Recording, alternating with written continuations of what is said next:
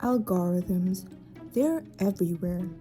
And in a world that is becoming increasingly digital, these invisible systems aren't just shaping our lives, they're shaping the very structure of society itself. Politicians use them to sway public opinion. Job search platforms use them to filter applicants. And apps? Apps collect your data so that they can sell you things, or sell you as the product. A lot of this algorithmic policing is a collaboration between advertisers and the platforms we use every day. But sometimes, the platforms themselves are the product. By tailoring the algorithm to your preferences, apps like TikTok and Instagram keep you scrolling for hours so that they can monetize your attention. This design strategy even has a name: dark patterns. When web designers use psychology to implement deceptive features that aren't in their users' best interest. Now you might think, isn't this fine? I mean, they're personalizing things for me as a customer, so that should be okay, right?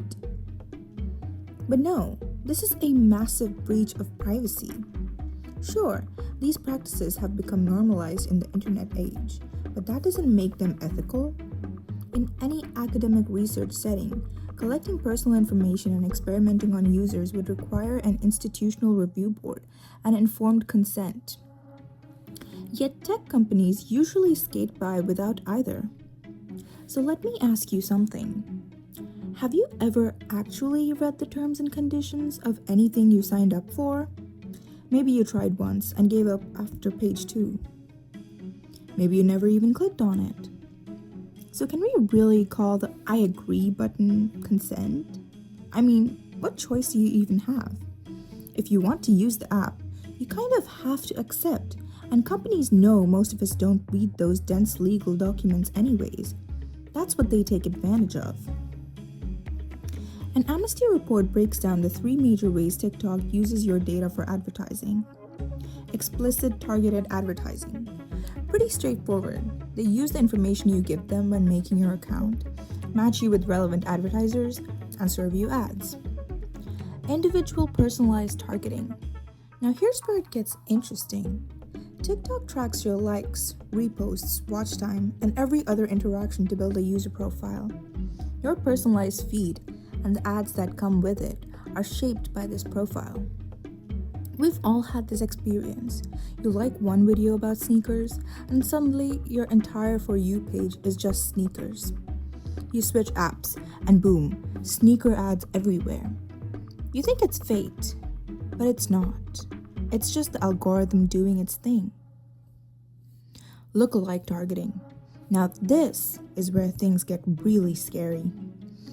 The algorithm groups you with users who share similar traits and then builds lookalike audiences, targeting ads to people who resemble the original group in certain attributes. Apart from the obvious privacy concerns, think about the racial and social implications here. If advertising audiences are created based on personal attributes, then who decides what characteristics define a group, and what biases shape those decisions? And Professor Frank Pascal highlighted the fact that this can be used to classify people into groups that can be dangerous or discriminatory. They may group people together into a group called elderly and gullible, and then sell their information on to gambling marketers. This is what the dark side of design can enable. Which brings us to the second half of this essay, algorithmic bias. We often imagine algorithms as neutral, objective, mathematical things, immune to human prejudice. But that's not true. Algorithms learn from data, and that data is chosen, filtered, and labeled by people.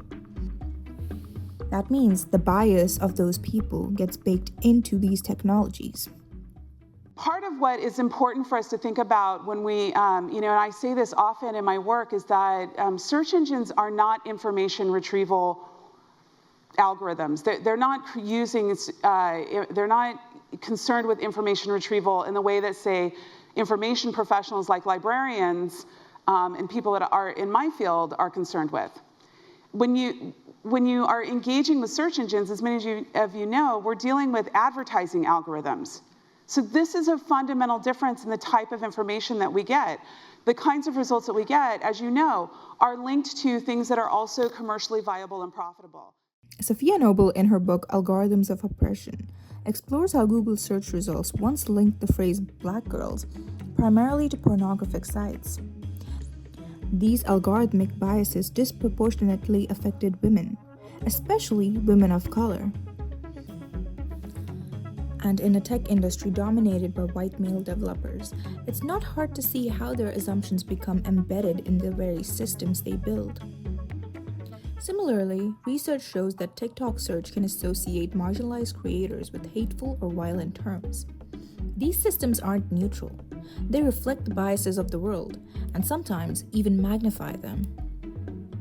These issues were already serious, but in the age of AI, they've grown even worse. Large language models are trained on massive amounts of data scraped from every corner of the internet. And every time you interact with a chatbot, more of your information is collected and quietly used to refine the algorithms. It's even more concerning with generative AI, especially image generation. These systems can create visuals that reinforce the biases, sometimes subtle, sometimes blatant, of the people and institutions that built them. I has a dream that one day they're gonna free all my homies out that jail cell on phony. These systems can create visuals that reinforce the subtle and sometimes blatant biases of the people and institutions that built them. Do you see the pattern now? These companies are making billions of dollars off of your personal information. They get richer and richer while you hand over your data for free and get nothing in return. Meanwhile, the algorithms they build with that data are used to push agendas that often harm marginalized communities, all under the false veneer of technological objectivity. So how do we protect our privacy in a landscape where everyone seems to be fighting for our data? It's hard, but it's not impossible. Some have proposed algorithm review boards, similar to those that oversee academic research.